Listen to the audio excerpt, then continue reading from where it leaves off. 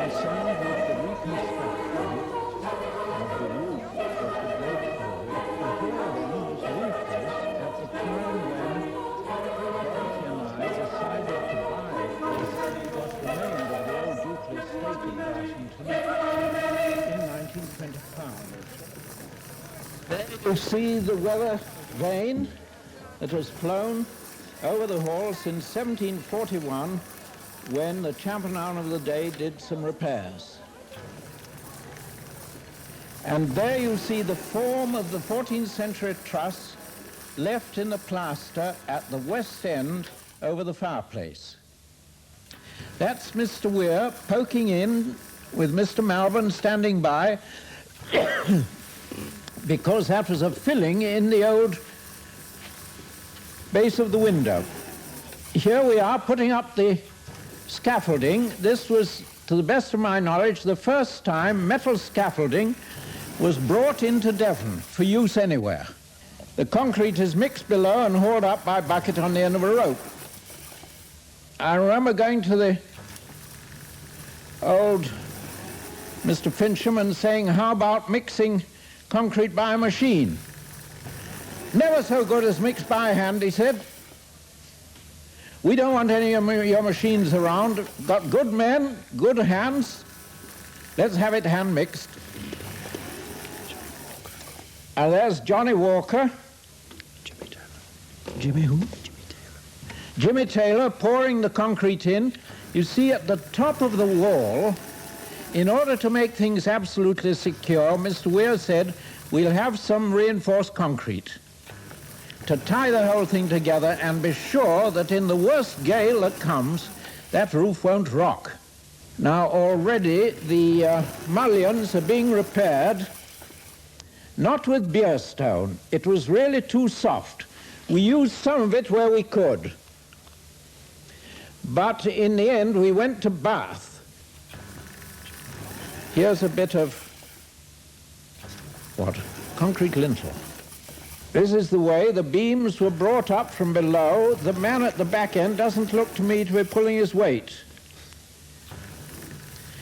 Of the beams, and these were terrific oak trees.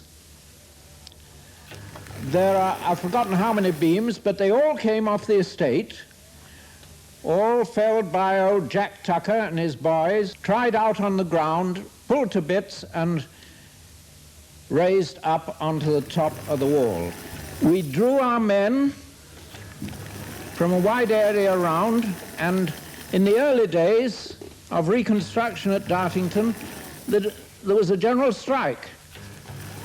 But we were called a housing scheme, and the local union said you can go ahead with your building provided you carry your own men to work.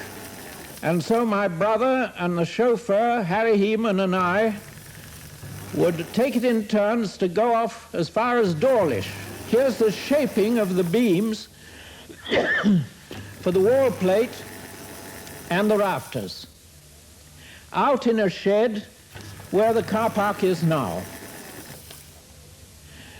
All these processes are ones which were going on 600 years ago. Here's a man with an adze we managed to get from a shipyard on the Tamar. And he's the man who I went to and suggested, I said to him I thought he was doing a marvelous job and very accurately. He said, Mr. Ernest, you put your nail on that ledge and I'll trim it for you. I believe he could have done.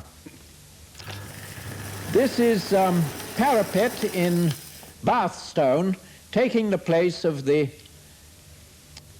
decayed beer stone from the east of Devon. And I've little doubt that in the Duke's days 600 years ago, this is the way they raised the timbers. That's Mr. Malvern and Mr. Weir.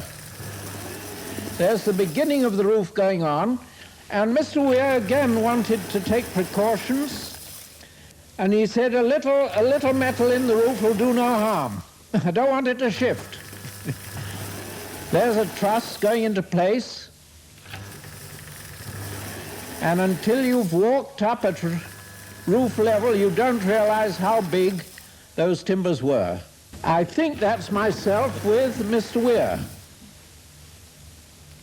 Mr. Weir said it'll season in situ.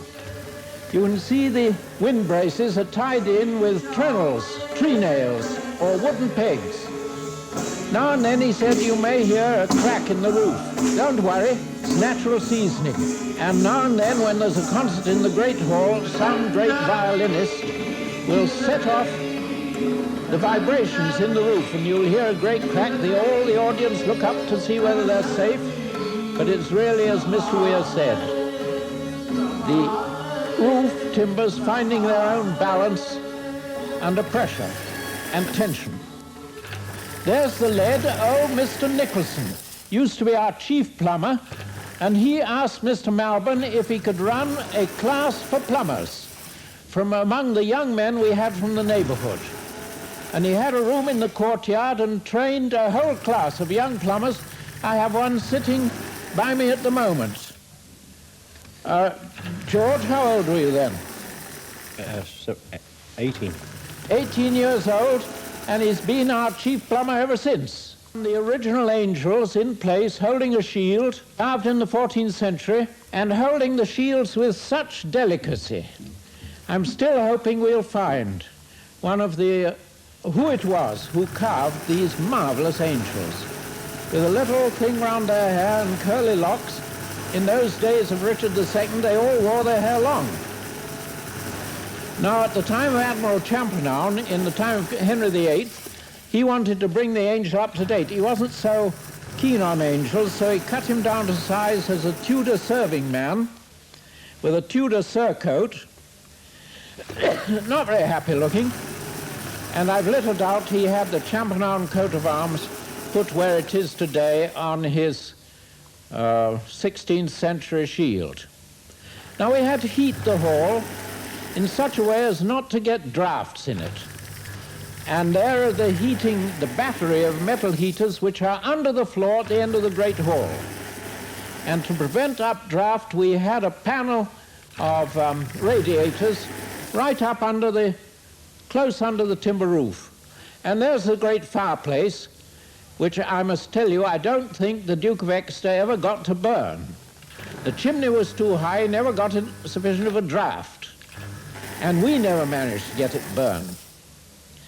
And there's the floor, original kind of floor, because 2 months before it was put down, it was a live oak tree standing. May let us down one day, but nearly 50 years gone, George. Yes. Well, here's the hall in use. No miniskirts and none of those horrible heels. Now luckily gone out. And there's Father Christmas. I think, if the truth were told, it's the speaker, actually. And we used to have all the children of all the employees all come in to receive some little gift at Christmas time.